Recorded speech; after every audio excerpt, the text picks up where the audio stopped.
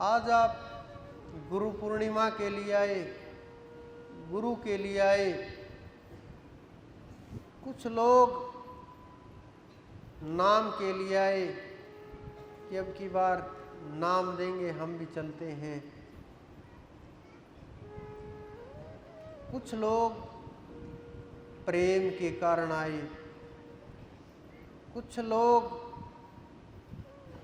सत्संग सुनने के लिए आए,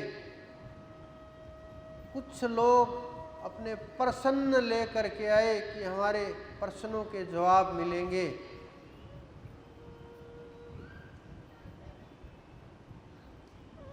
तो सबके कार्य साथ साथ होते रहते हैं।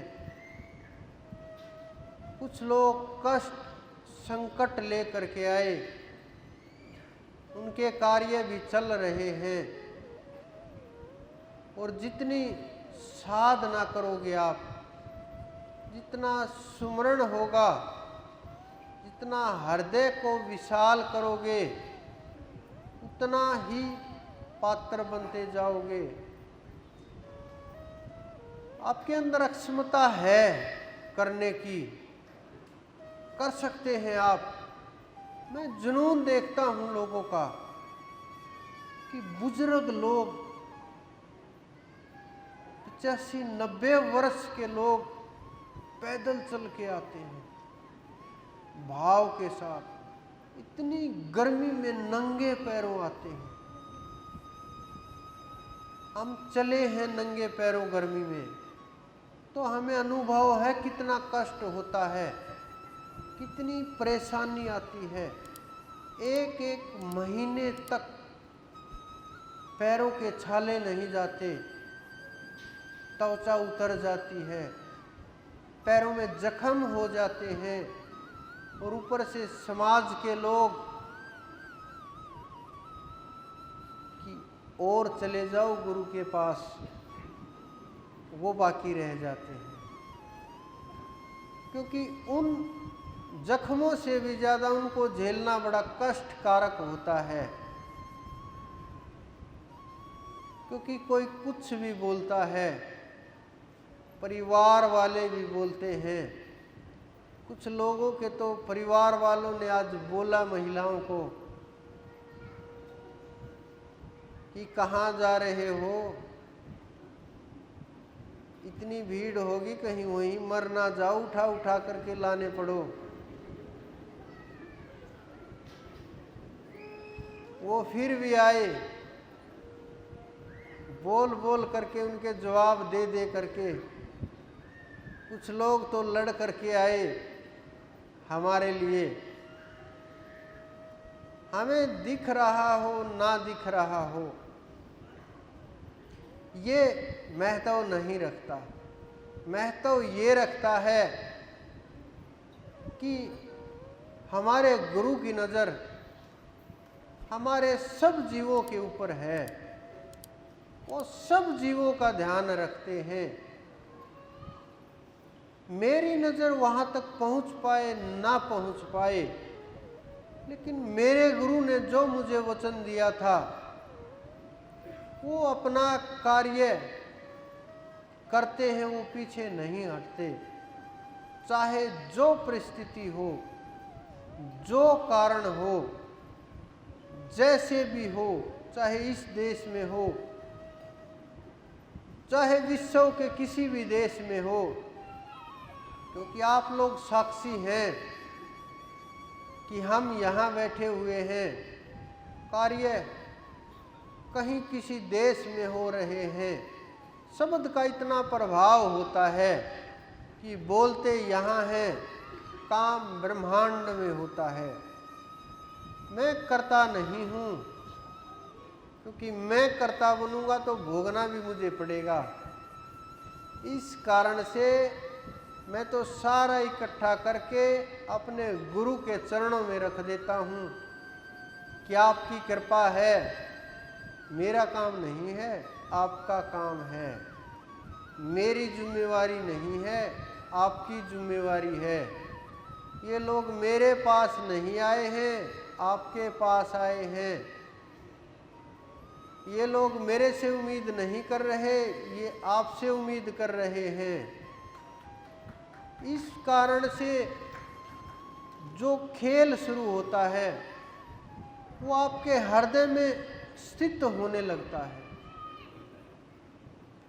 और आपके अंदर वो तेज, वो चरण अनुभव होने लगते हैं।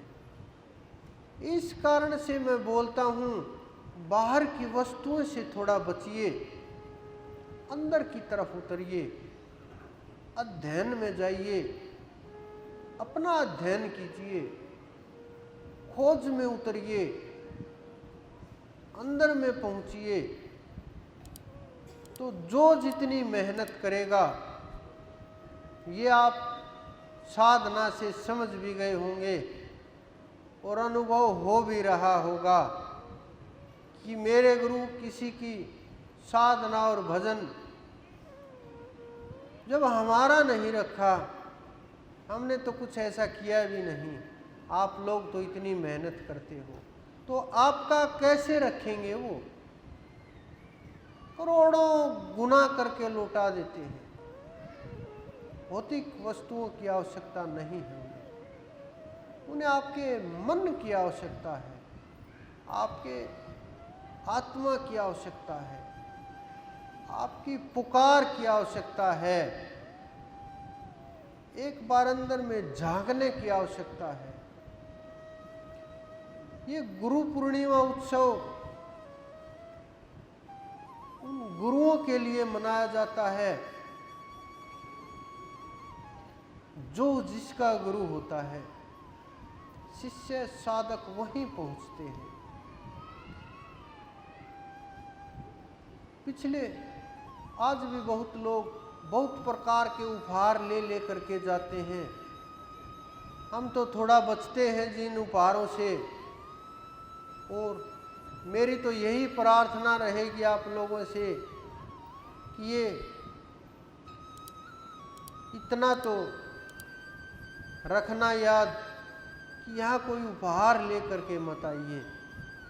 यहाँ उपहार ले करके आना है तो मन ले करके आइए, भाव ले करके आइए, पवित्रता ले करके आइए, आत्मा से आइए, हृदय से आइए, सब कुछ मिलेगा आपको कि मेरे गुरु का बड़ा दरबार है। और करोड़ों लोग भी हुए, वो सबको तृप्त करके भेजते हैं, जिसको जो चाहिए। वो जो हाँ करते हैं उनके लिए हाँ ही होती है, शब्द नहीं बदली होता। तो आप साधना कीजिए, सुमरण कीजिए, ध्यान कीजिए। अगला सत्संग पूर्णिमा का, रक्षाबंधन का आपको तो पता ही है, 20 का होगा।